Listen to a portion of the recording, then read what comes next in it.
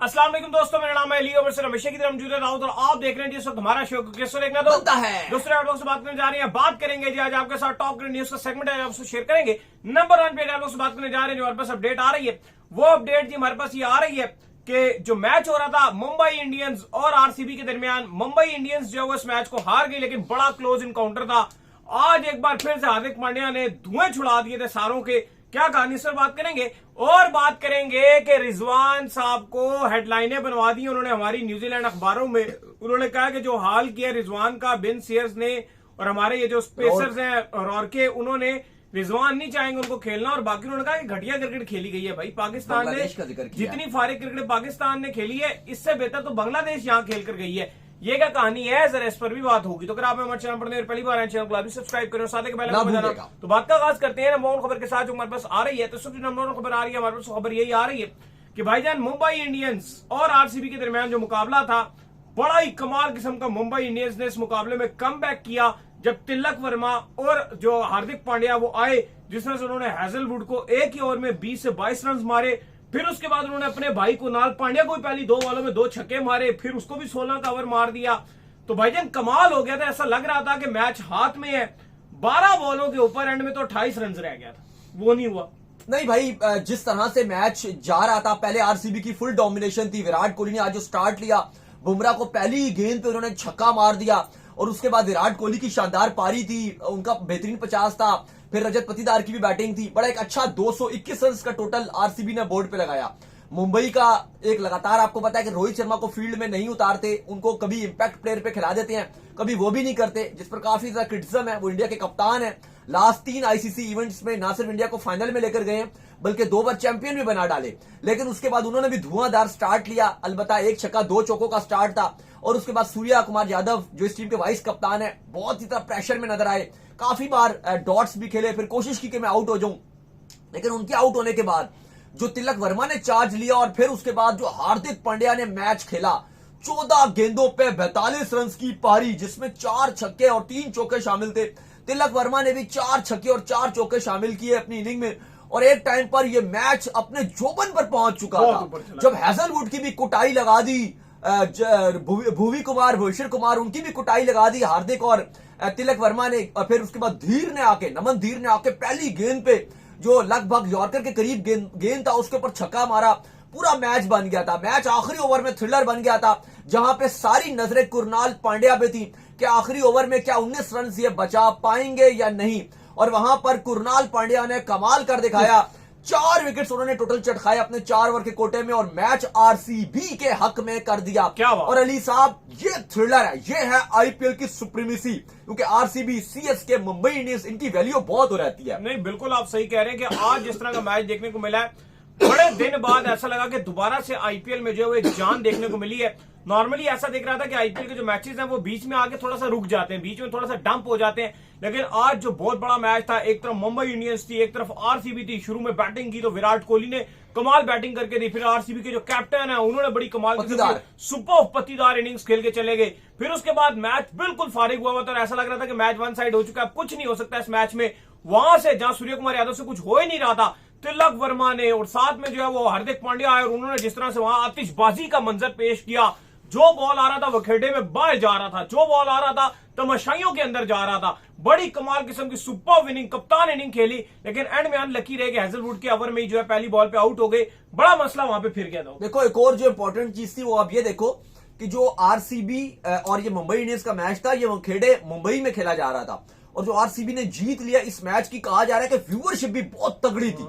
और इतना मुंबई के घर में जाके जीत गई आरसीबी चेन्नई के घर में जाकर जीत गई, आरसीबी केकेआर के घर में जाकर जीत गई। आरसीबी का रिकॉर्ड ही बड़ा शानदार चल रहा है इस बार आईपीएल में। और लग ऐसे रहा है कि आईपीएल इस बार आरसीबी ने जैसे पहला मैच भी जीता था अपना, वहां से बड़ी उनकी हाइप बनी हुई है। लेकिन अली साहब, विराट कोहली का भी बल्ला इस आईपीएल में बड़ा शानदार चल रहा है, रन्स उगल रहा है, बड़ा ही जबरदस्त हर मैच में उनके बल्ला रन्स उगल रहा है, हर मैच में ऑलमोस्ट वो रन बना रहे हैं। इस टाइम अगर आप आईपीएल के इस मैच की बात करें तो फुल क्राउड तो था ही था इस मैच में, वो तो चलो बहुत सारी मैचेस में नजर आ रहा है, लेकिन जो इंपॉर्टेंट चीज थी, ये व्यूवरशिप के पॉइंट ऑफ व्यू से भी कहा जा रहा है कि वन ऑफ द मोस्ट इस आईपीएल का जो व्यूवरशिप वाला मैच था आरसीबी और मुंबई का, वो भी ये रहा है। और क्रेडिट गोस टू दोनों टीमों को जाएगा, जैसे विराट और बाकी आरसीबी ने बैटिंग की, फिर उसके बाद जिस तरह से सेकंड बारी मुंबई ने इस टारगेट को चेस करने के लिए गई, भाई लाजवाब चेस किया मुंबई ने, आज मजा आ गया जिस तरह चेस करने के लिए। और फिर आरसीबी का आखिरी 2 ओवर्स, आप क्या बोलोगे, बल्कि आखिरी 2 ओवर्स ही बोलोगे, क्योंकि आखिरी 2 ओवर्स में कमबैक जो आरसीबी का था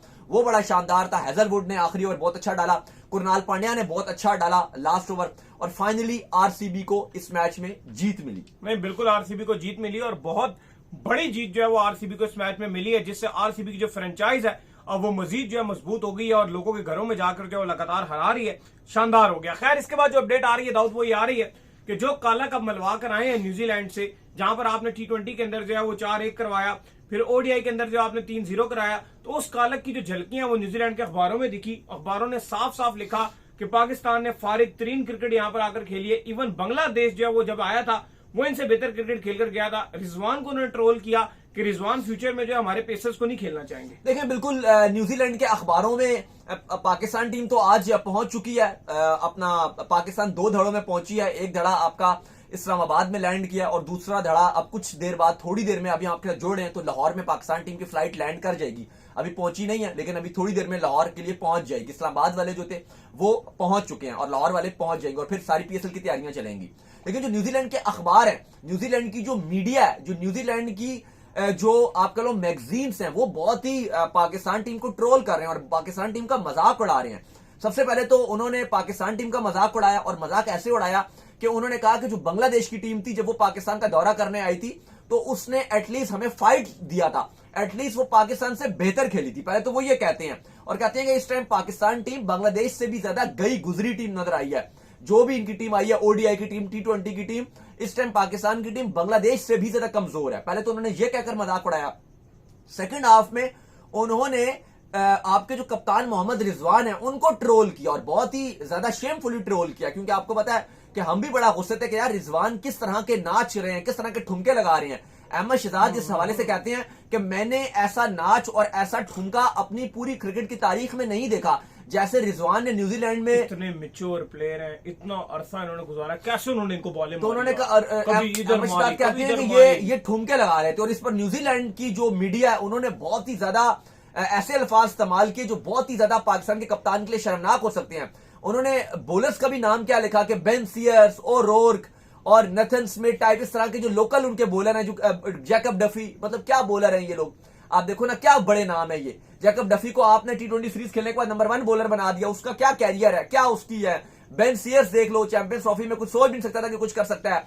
बाकी ओ'रोर्क, फारिग सा बॉलर, ये तीनों बॉलर। और उन्होंने ये लिखा है कि न्यूजीलैंड के अब इन 3 पेसर्स को तो रिजवान कभी फ्यूचर में सोचेंगे भी नहीं, और कभी भी उनकी ख्वाहिश नहीं होगी कि न्यूजीलैंड के इन जो यंगस्टर्स पेसर हैं उनको वो खेलें, क्योंकि उन्होंने रिजवान के दिल में खौफ पैदा कर दिया। बहुत बुरे तरीके। ये न्यूजीलैंड मीडिया लिख रही है। उन्होंने टोटली पाकिस्तान को ट्रोल किया। ये भी लिखा है उनके एक अखबार ने कि हमारे सारे जो मेन खिलाड़ी थे वो हमारे आईपीएल खेलने गए हैं, और बाकियों को जो हमारी सिलेक्शन कमेटी है उसने आराम की गर्ज से उनको आराम करने के लिए पाकिस्तान की सीरीज में खिलाया ही नहीं है। हमारे बहुत ही जो बेंच स्ट्रेंथ है, जो हमारे यंगस्टर्स हैं, उन्होंने पाकिस्तान की टीम को धोया है, जिसमें मिच हैं, अब्बास हैं, या बाकी उनके जो यंगस्टर्स आपको नजर आ रहे हैं, मैरियो तक जो दूसरा मैच खेल रहा है, अब्बास इस सीरीज में डेब्यू किया, उन्होंने पाकिस्तान को हराया। तो काफी ज्यादा जो न्यूजीलैंड की मीडिया उसमें पाकिस्तान क्रिकेट का और पाकिस्तान टीम का भरपूर किस्म का उन्होंने। देखो, शर्मिंदगी वाली बात है ना, आप रिजवान इतना सीनियर खिलाड़ी हो गया, इतने वो मैचेस खेल गया,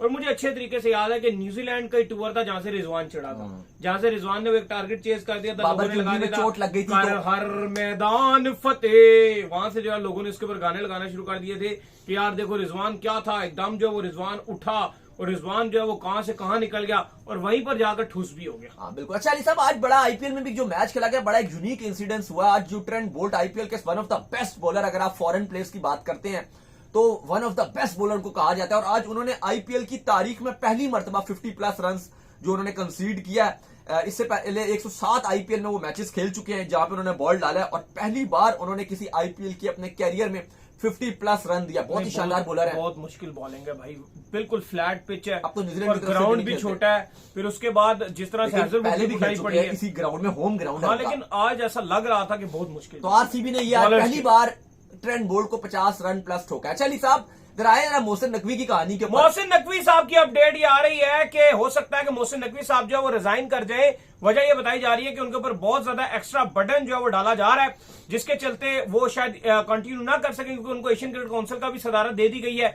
पाकिस्तान क्रिकेट बोर्ड की सदारत ऑलरेडी उनके पास है, पाकिस्तान पीसीबी के चेयरमैन वो ऑलरेडी है। फिर उसके बाद जो है वो हमारे वजीर दाखिला भी है, फेडरल मिनिस्टर भी वो हमारे ऑलरेडी यहाँ पर है। फिर उसके बाद एक 2 पोस्टें और एंटी नारकोटिक्स में भी उनका रोल है, FIA में भी उनका रोल है। भाई वो क्या क्या चलाएंगे? देखिए खबरें ये हैं कि कल शहबाज शरीफ की मुलाकात हुई थी मोहसिन नकवी से, और अब इतलात ये आ रही हैं कि एशियन क्रिकेट काउंसिल का जब उनको एक्स्ट्रा ओहदा मिल रहा है, और पहली बार ये हुआ है 2008 के बाद कि किसी पाकिस्तानी को ये ओहदा मिल रहा है, तो उसके बाद उनको लग रहा है कि वर्कलोड और बढ़ जाएगा और पॉसिबल है कि वो शायद चेयरमैनशिप से रिजाइन कर दें। लेकिन अभी तक जब हमने पीसीबी से राब्ता किया तो उन्होंने कहा कि ऐसा कुछ भी नहीं है। अभी खबरें ये हैं कि मोहसिन नकवी 1 हफ्ता इस पर सोच विचार करेंगे और तकरीबन 1 हफ्ते के बाद वो इस पर हतमी फैसला लेंगे कि आया वो पीसीबी की चेयरमैनशिप करना चाहेंगे या छोड़ देंगे। तो अगला 1 हफ्ता ये मोहसिन नकवी का डिसाइडर होगा, जिस पर उन्होंने फैसला करना है कि वो आया पीसीबी की चेयरमैनशिप संभालेंगे, नहीं संभालेंगे। अगर वो नहीं संभालते, वो छोड़ देते, तो हुकूमत के पास जो सेकंड ऑप्शन रहेगा वो नजम सेठी ही रहेंगे, और ना सिर्फ वो नजम सेठी पीसीबी के चेयरमैन बन जाएंगे बल्कि एशियन क्रिकेट काउंसिल के प्रेसिडेंट भी बन जाएंगे। लेकिन अब ये सब कुछ होना है 1 हफ्ते के बाद, 1 हफ्ते के अंदर, जिसमें मोहसिन नकवी ने फैसला लेना है। अलबत्ता पीसीबी से अगर आप पूछो तो वो बिल्कुल कहते हैं कि ऐसा कुछ भी नहीं है, मोहसिन नकवी ही रहेंगे। बाकी अली साहब जो आखिरी बड़ी खबर है आज की वो है इंग्लैंड ने अपना ऑफिशियली तौर पर T20 और ODI का कप्तान हैरी ब्रूक्स को अनाउंस कर दिया। इससे पहले हैरी ब्रूक आपको पता है 2018 का जो अंडर 19 वर्ल्ड कप था उसमें उन्होंने कप्तानी की थी। इसके अलावा हैरी ब्रूक ने जब बटलर अनफिट थे तो इंग्लैंड के ऑस्ट्रेलिया के अगेंस्ट जो 5 मैचेस की सीरीज थी उसमें उन्होंने कप्तानी की है, और फिर स्ट्रॉन्गेस्ट कैंडिडेट थे कप्तानी के। और क्योंकि जो बेसबॉल की अप्रोच इंग्लैंड चाहता है और जो खेल रहा है उस अप्रोच के हवाले से भी जो आपके हैरी ब्रूक्स हैं ये बेस्ट कैंडिडेट थे। याद रहे कि हैरी ब्रूक के ऊपर IPL में BCCI ने 2 साल की पाबंदी लगा दी है, चूंकि इन्होंने IPL में खेलने से मना कर दिया था लास्ट मोमेंट पे। लेकिन अब उनके ऊपर किस्मत मेहरबान है और अब वो इंग्लैंड की कप्तानी करेंगे। अगला जो नेक्स्ट टारगेट है वो है 2026 का T20 वर्ल्ड कप, जो भारत और श्रीलंका में खेला जाएगा। पहली उनकी कप्तानी में इंग्लैंड वो खेलेगा। तो उम्मीद करते हैं आज हमारे शो आपको पसंद आया। वीडियो को लाइक कीजिए और चैनल को सब्सक्राइब कीजिए, साथ में बेल आइकन को बजाइए, एक और काम कर लीजिए, वही कर लीजिए। हमारे फेसबुक को फॉलो कीजिए, लिंक डिस्क्रिप्शन में। नेक्स्ट वीडियो अल्लाह हाफिज, बाय बाय।